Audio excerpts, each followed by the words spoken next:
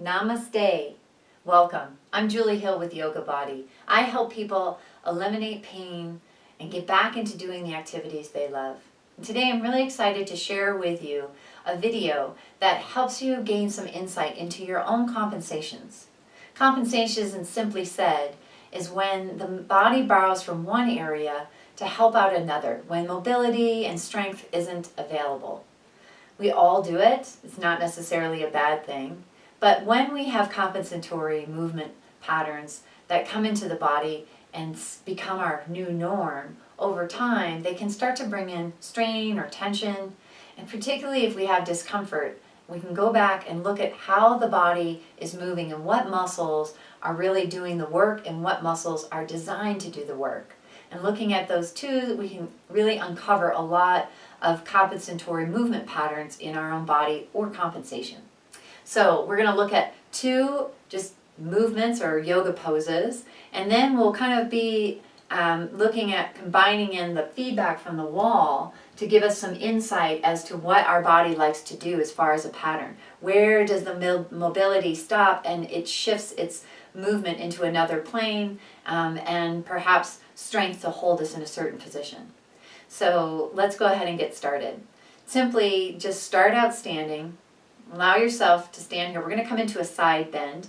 So I'm going to start coming over to the right. So I'll leave my right hand at my side and then bring my left hand up and over and just come into an easy side bend. Thinking about moving over in this frontal plane to the side, taking a breath and really expanding through the side of the body. And then slowly come back up. And we'll go ahead and come over to the left. Letting the left hand just hang down, letting the right arm lift as much as it would like to, whatever's right for your shoulder. And then slowly letting the breath come into that left side, feeling really connected through both feet. And letting this left side really open up. Good, and then come back up. Great, that's a common move in a yoga class or just in any kind of stretching class. So we're going to go ahead and bring the wall into it for feedback. So you just want a stretch of wall that's pretty open. And then I'm not bringing my heels to the wall. I know you can't see them, but they're about an inch in front. And then we're just going to stand feeling the back of the body on the wall. So you can feel the back of your hips and kind of how your hips, what parts of the pelvis are meeting the wall behind you. And then just standing here, feeling the parts of your shoulder blades and your back that come to the wall. I'm not making anything come to the wall necessarily. I'm just noticing what parts of my shoulder blades are meeting the wall. So take a moment to feel that. And then you can also notice kind of where your head is in relationship to wall. Now you could bring your head back and make it touch the wall, but I want you to stand just at ease. So kind of noticing how far away from the wall your head is. And then from there, we're going to go ahead and keep this perspective to the wall as we come back into the side bend. So we'll go ahead and start over to the right. So letting that right hand just kind of stay, maybe finger pads touching the wall. And then as you start to come over and lift up this left arm, you can just let it kind of come along the wall. You can rotate the arm so the palm's shining forward. And start to add that bend through this left side, coming into the rib cage, coming over. Maybe you'll start to notice with your left hand on the wall that it brings a lot of different sensation through the shoulder and through the arm. Because prior, when I was standing away from the wall, my arm would have liked to have been just slightly in front of my body, coming more into a sagittal movement than truly in a frontal plane movement. So coming over and then just stopping wherever you start to notice a lot of restriction, that mobility starting to stop, and maybe your body would naturally move into a little bit of a twist to continue in its range over to the frontal side. Notice how the pelvis is touching the wall, and notice if the shoulder blades have shifted. So you can come back out and then come in again, keeping that same relationship to the wall that you started with, and noticing kind of what is your range, how it might feel different, and how the breath really is in the body. And then come back up. We'll let the hand come down, and then take a moment just to feel the relationship of the back line of the body against the wall again, and not necessarily making anything touch the wall, but just noticing how it connects to the wall. And keeping that exact same connection as you bring your body over to the side. Slowly allowing yourself to come over to the side, bringing that right hand high. Maybe you start to notice that your head wants to lean forward, or perhaps the shoulder really wants to come off the wall, so that right shoulder blade may not be touching the way it was before. If so, come back a little, find that connection, and then just move in the range that allows that to happen. Again, we're here just to explore, to get feedback from the wall, and then slowly come out of that. Nice. So you might have found that it really shifted it. Before you may have felt more movement or sensation through the sides of the body, and this time it's more through the arms, which just tells you about kind of the movement the arms have available, particularly in this plane when the torso is moving over. We're going to add in a second posture, so coming into triangle. And for this, I'll simply take the legs a little further apart. Actually, I'm going to start out turning sideways to the camera, so you can kind of look at it from here.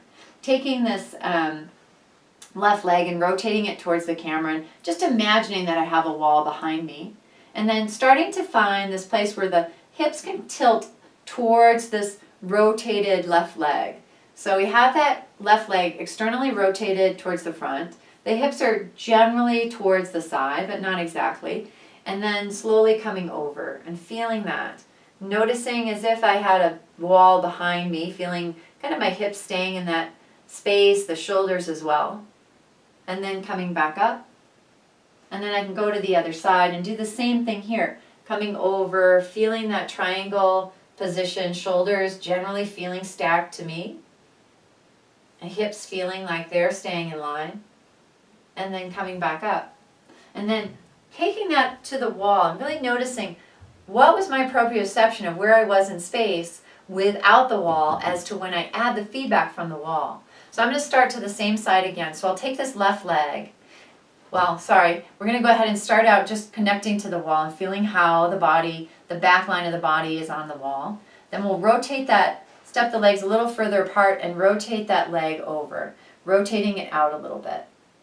And then noticing when you externally rotated that leg, did that actually shift the way the pelvis is meeting the wall? So you can come back and kind of feel that, and then rotate the leg again. And then just rotating the leg enough that you can kind of feel how that is without the hips moving. So the foot probably not going to be facing over in the same direction. It's probably going to be a little bit at a diagonal. And then I'm going to find that place where the hips can hinge. And when they do, what happened to this right shoulder? Did it immediately leave the wall? If so, let's come back into that place where we can just kind of play with the pelvis coming over and back up. And then letting the pelvis hinge over this left leg and then come back up. And just start to notice if you're really hinging from this rib cage or if you're allowing the pelvis to really come into that place of coming over. And then we can add the arms. So finding this coming over, maybe a little bend in the knee helps allow some more space for the pelvis to come over. And then we can bring the arms to whatever feels comfortable for your shoulders. Now this triangle here might look really different than it does when you're away from the wall. So the idea here is not to have the perfect pose. It's simply to gain more feedback about when the body wants to change its movement pattern. If we want to gain more range of motion or mobility in the pelvis, then allowing ourselves to move in the range that's available to us and keeping ease in the breath, letting the nervous system know that everything is fine, will increase our range of motion faster than it would if we were forcing it to happen. So just allow yourself to kind of find that hip placement. Again, this right leg is rotated now externally, but it's not necessarily in that kind of complete right direction. It's a little bit angled, most likely, but the pelvis stayed the same on the back of the wall. And then as you come over, feel the shoulders sliding across the wall, but not that you're making them where the ribs are poking out. They're just staying maintained like they were before. And you can add the arms and be in this triangle pose. And then slowly come back up. And let's bring the legs together And then just for a moment, come back to the wall and just notice the back line of the body and how it touches the wall now. Maybe something shifted. Maybe it feels very similar to before. Maybe in those poses, side bend and triangle, you feel really different at the wall.